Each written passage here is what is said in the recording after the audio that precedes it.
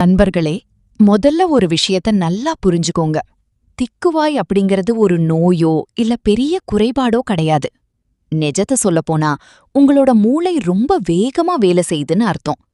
உங்க அறிவோட வேகத்துக்கு ஈடு கொடுக்க முடியாம உங்க நாக்கு கொஞ்சம் தடுமாறுது, அவ்வளவுதான். இது ரொம்பவே சாதாரணமான ஒரு விஷயம். உலகத்துல இருக்கிற பெரிய அறிவாளிகள் பல பேருக்கு இந்த தடுமாற்றம் இருந்திருக்கு. ஏன்னா அவங்க சிந்தனை அவ்வளவு வேகமா இருக்கும். இத ஒரு பெரிய விஷயமா நினைச்சு நீங்க கவலைப்படுறத இப்பவே நிறுத்துங்க. நீங்க எப்போ இத ஒரு பிரச்சனையா நினைக்காம விடுறீங்களோ அப்பவே பாதி குணமாகிடுவீங்க. ஈர்ப்பு விதியின் மேஜிக், லா ஆஃப் அட்ராக்ஷன்.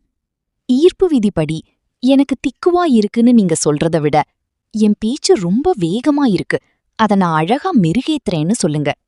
கண்ண மூடி கற்பனை பண்ணுங்க. நீங்க ஒரு இடத்துல ரொம்ப நிதானமா தெளிவா பேசுறீங்க. உங்க ஆழ்மனசுக்கு நீங்க ஒரு சிறந்த பேச்சாளர்ங்கிற கட்டளைய மட்டும் கொடுங்க. நான் பேசுற ஒவ்வொரு வார்த்தையும் மத்தவங்களுக்கு தெளிவா புரியுது. இதையே உங்க மந்திரமா வச்சுக்கோங்க. ரொம்ப சிம்பிள். ஒரு ரேஸ் கார் வேகமா போகும்போது எப்படி சின்னதா அதிரும், அதே மாதிரிதான் உங்க வேகமான அறிவுக்கு உங்க பேச்சு ஒரு சின்ன அதிர்ப்பு கொடுக்குது. இத நினைச்சு பயப்படாதீங்க.